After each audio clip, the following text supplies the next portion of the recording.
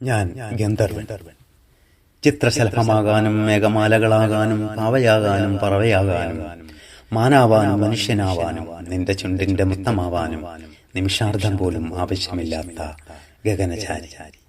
ഞാൻ അദൃശ്യനായി നിറഞ്ഞീറനായ നിന്നിൽ പറന്നിറങ്ങുമ്പോൾ നിന്റെ ഭൂമേനിയാകെ തിളക്കമാർന്ന നീർമുത്തുകളായിരുന്നു.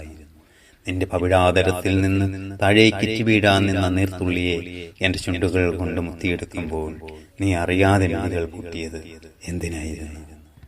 നിന്റെ കഴുത്തിടത്തിലെ കറുത്ത മറവിൽ ഞാൻ അമർത്തി ചുംബിച്ചപ്പോൾ അറിയാതെ നീ മുളിയ രാഗം ഏതാണ്?